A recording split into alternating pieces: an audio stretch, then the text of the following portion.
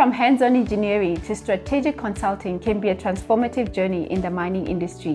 That unique blend between practical knowledge and strategic thinking is a shift that is greatly influencing how we approach our challenges and opportunities in the mining sector.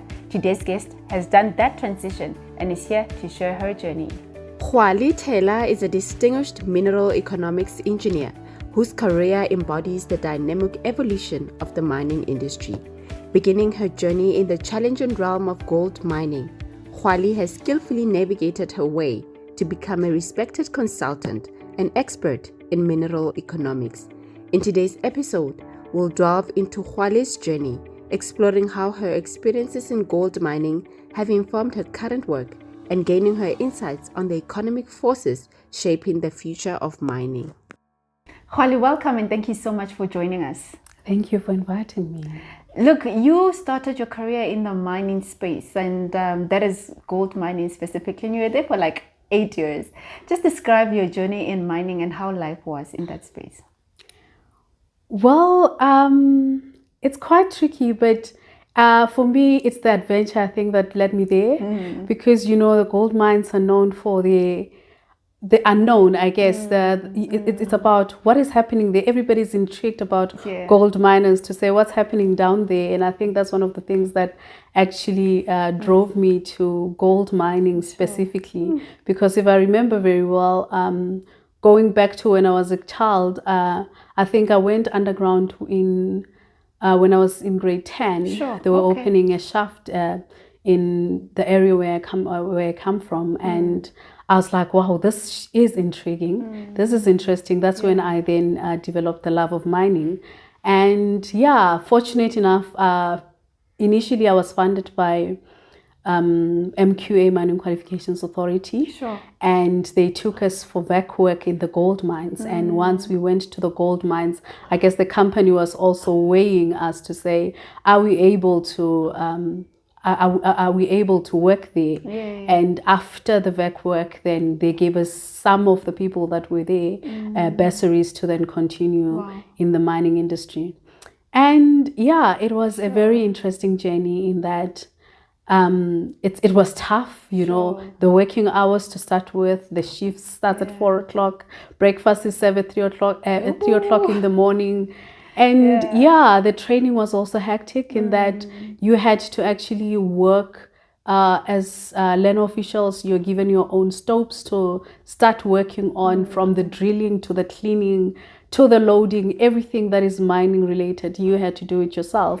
Interestingly, Kgwale, you know, when people are exposed to gold, especially vacation work, a lot of people come out there like, no guys. And I'm shocked to say you went there and you came out to say you liked it. So did you really, after that experience, say, I want this? Or you were like, this is where the opportunity is?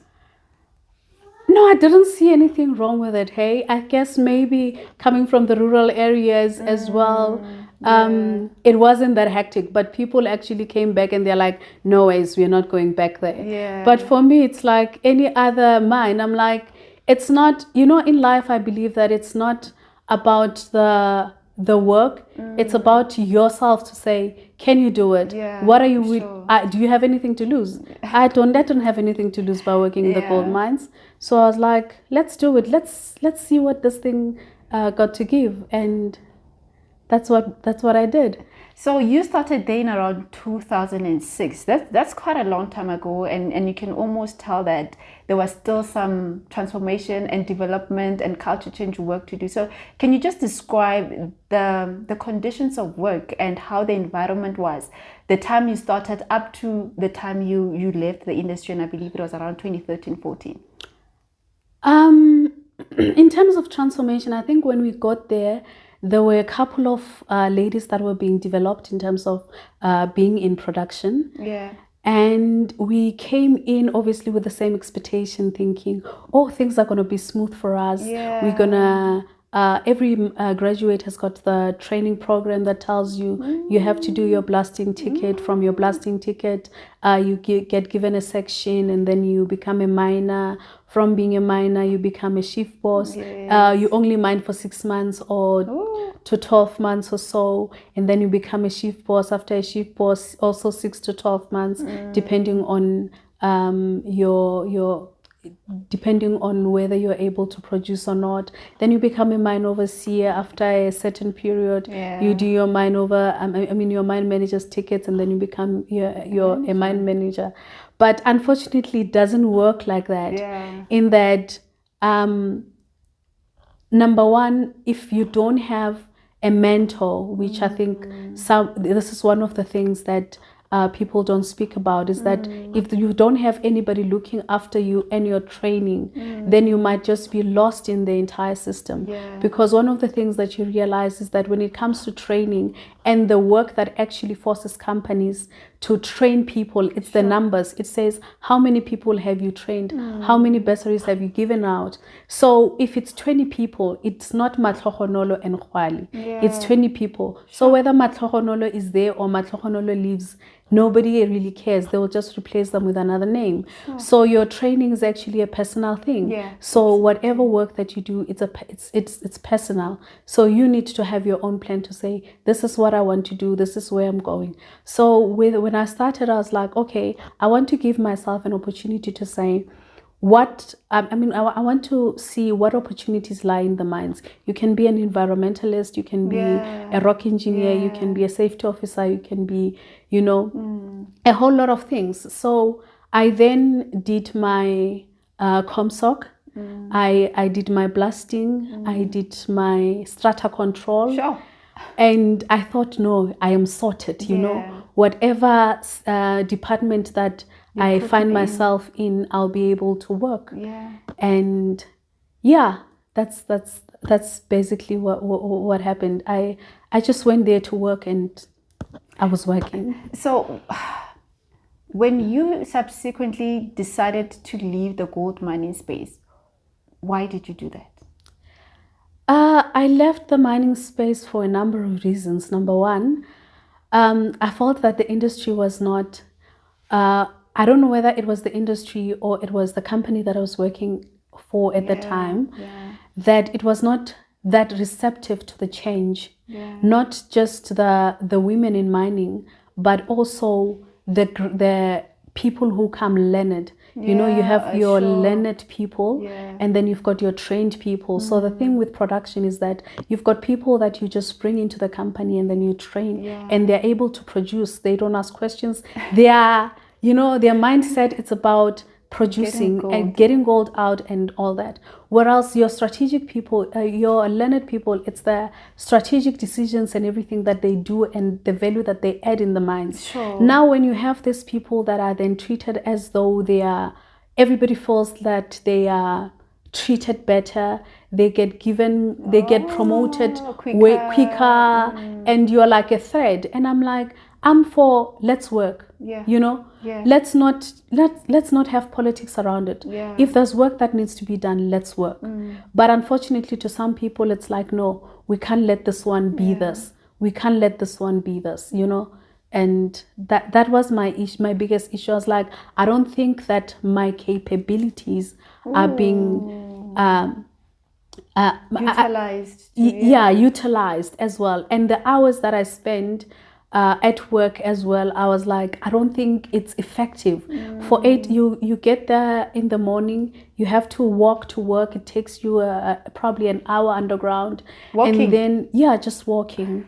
You walk for an hour, you get to the stope, you do because by the time I left, I was in the rock engineering department, and then you do you check your stopes and everything, you do your assessments, and then you get to the shaft station. It has schedules. Therefore, you are there, you've done your work by 11 o'clock, but your schedule says you can only come out at 2. Sure. So you have to sit there until 2 o'clock. And then only then you are able to go and write a report of whatever that you were doing, and then go home. So I was like, I think I'm probably utilizing 10% of my brain capacity. Sure. I cannot do that. I was getting frustrated, and I went to say, let me go recoup. Let me go check what is out there. Let me go think and say, Kgwale, what exactly do you want to do? What do you want to be remembered for in terms of your career? So I upped and left. But I don't think it was such a great idea, but it happened. Let's actually talk about that. I mean, you were frustrated. actually, before we move, about 10 years ago, when I knew you were in the industry and I was starting out, I asked people to connect me with you. I wanted to understand your journey, and it's either the response I got from you or the response you gave to the person trying to connect us. It was almost like, not now. It's not happening. And I figured, it must be tough.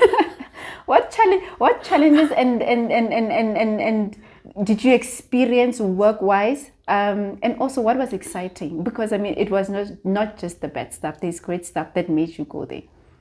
Yeah, I think the exciting thing for me is I'm an adventurous person. Yeah. Yeah, so the mine is not the same every day. Sure, true. Yeah, and especially if you're working not in production, but in other departments where you go to different working areas to see what they do. You go to different shafts, and because we tend to think gold mining, it's the same everywhere. Yeah. It's not. The mining methods are different. The strata is different. The ore body, everything is different. Yeah. So you can't just box everything into one.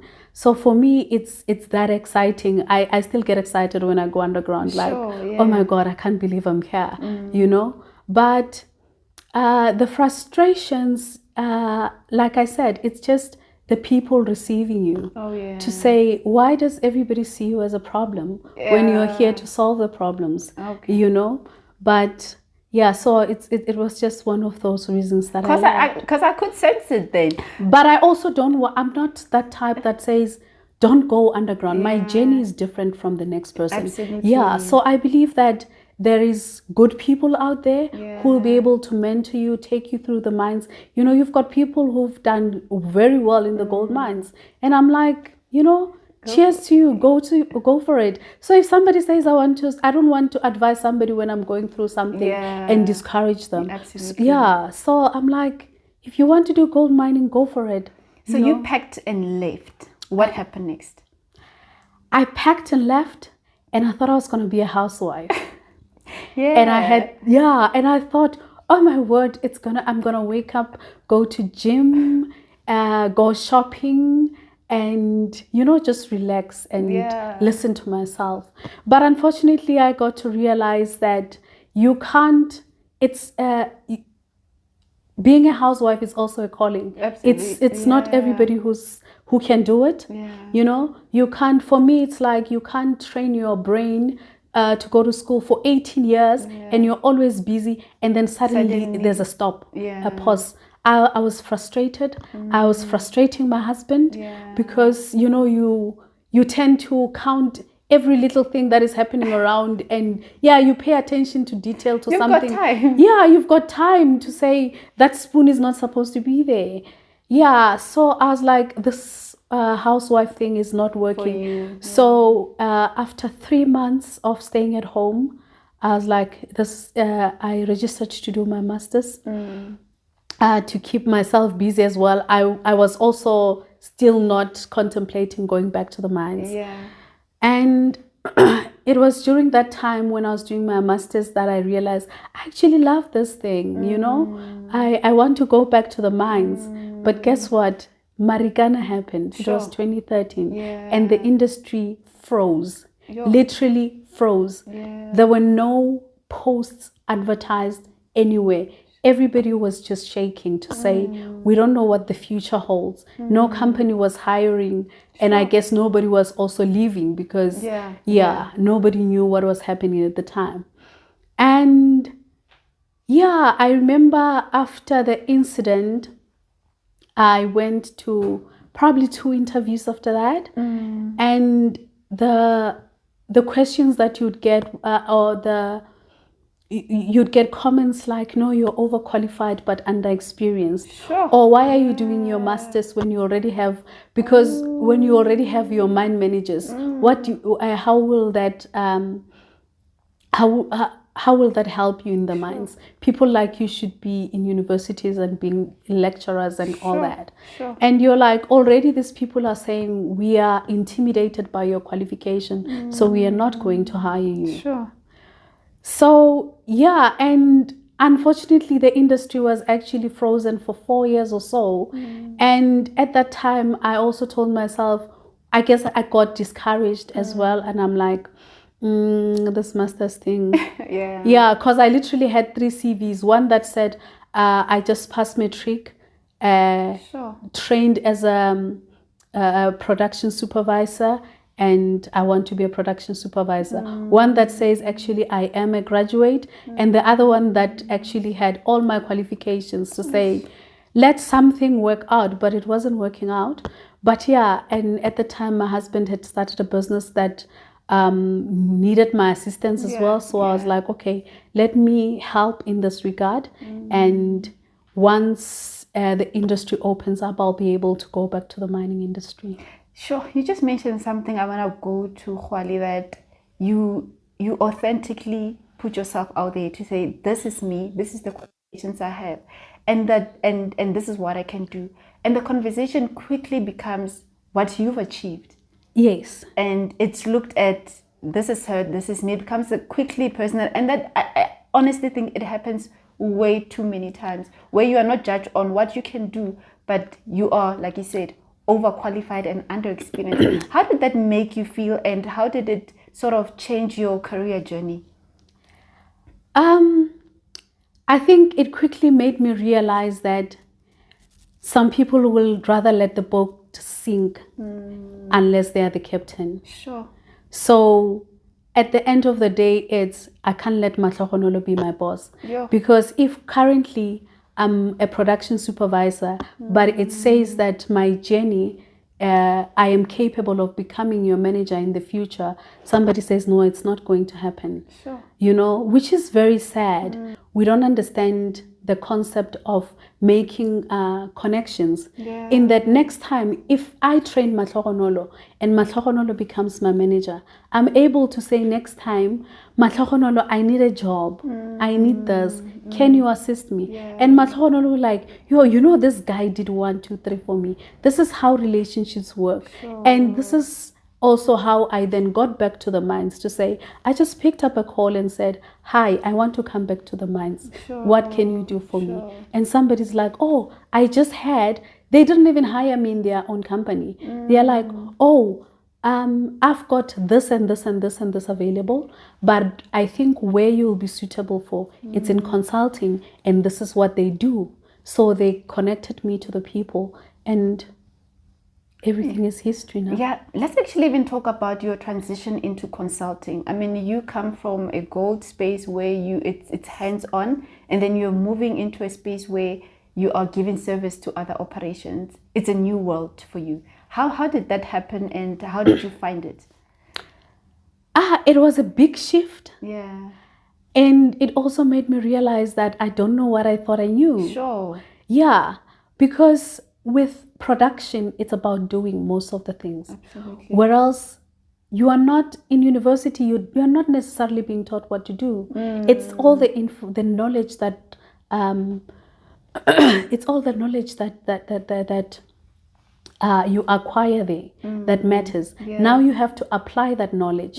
That is what consulting is. Sure. So everything else that you thought, why do I need to do mechanics? Why do I need to do process and extraction metallurgy? My worst subject ever. But you believe you me, I apply that every day. Before somebody comes to say, I've got this commodity that I want to mine. The question is, can you process it? How are you going to process it? Who are you going to sell it to? All the markets. So we look at everything that contains to mining. And you're like, when you're in production, you actually, it's like you're wearing hoogklaps. I don't know what hoogklaps are in English. But yeah, it's about blast hoeveel every day. You know, it's about pushing the numbers. Whereas when you come into the consulting space, it's a whole picture of a mine. How many people do you need to employ there? Why? What does the legislation say about whatever that is happening in that mine? What is the environmental impact of that mine? So it's a whole lot of things that we do within consulting versus the operational type of mining. Hi there, I hope you're enjoying the conversation. If you have not yet subscribed, please do so by clicking on the subscribe button on your screen. And also, we love hearing from you. Drop us a comment and let's keep engaging. Enjoy the rest of the conversation. So you are the minerals economics engineer. I literally just learned this. And I want you to just talk us through how your blasting work, the hands-on, helped you to function better here, because I know a lot of times when people have got that hands-on experience, their consulting strength is bettered, if I could put it like that. Just talk to us about the importance of that experience and being on the ground and just transferring that to, your work in the economics engineering space. With the practical experience, is important in that not everything that you learn or not everything that is theoretical, it's practical. Yeah. Ooh, because you learn a whole lot of things, especially with mines. You have this fancy words, mechanization, and you have the support systems that can actually walk to the stopes and support the hanging wall. And practically, have we tried it?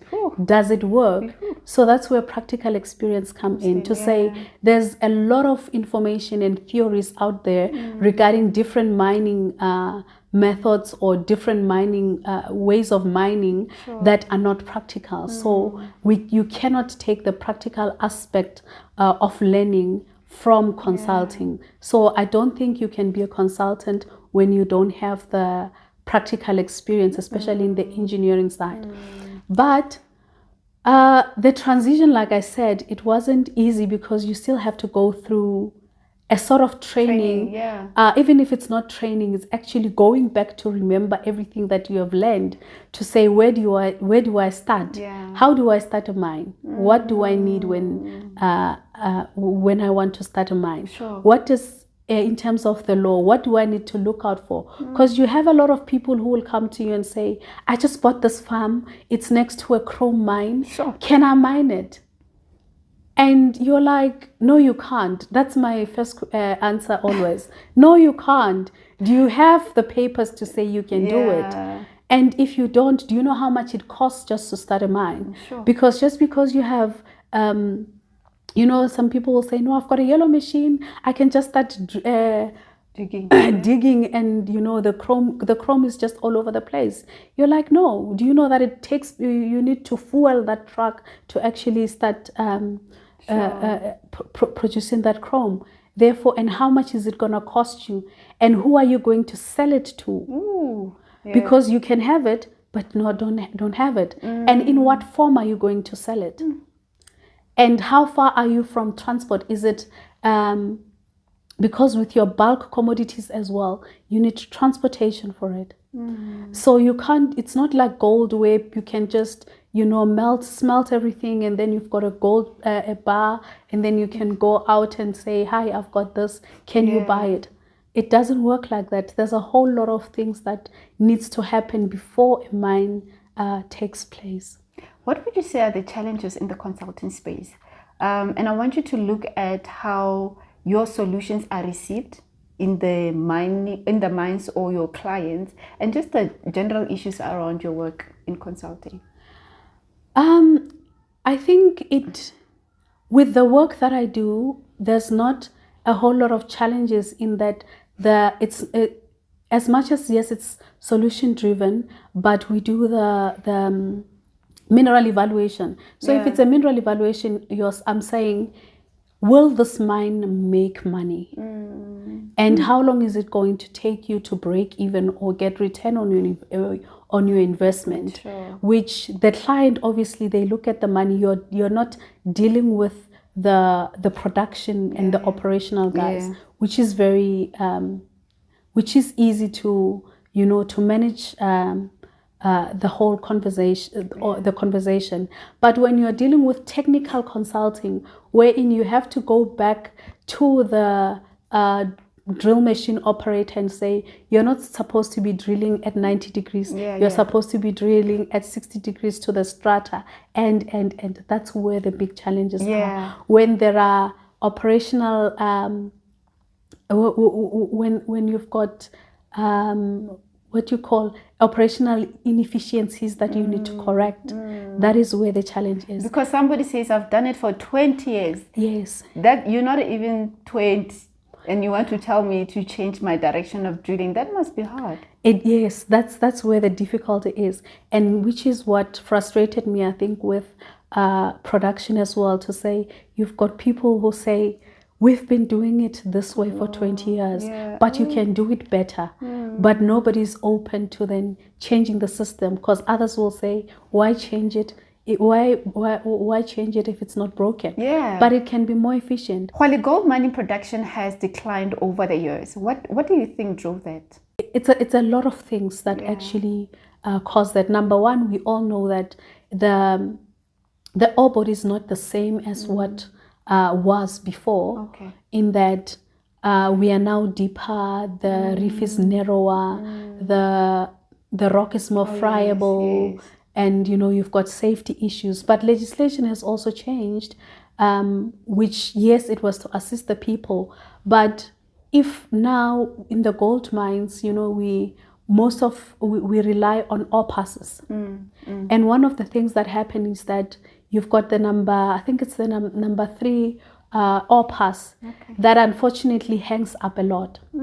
In the olden days, people will just jump into the ore pass, put an explosives that blast it down, but the legislation right now does not allow. So we end up losing those ore passes, and as a result, now everybody has and now when you have to use a smaller ore pass, it cannot accommodate everything. The entire production is slowed down, and there's literally nothing you can do.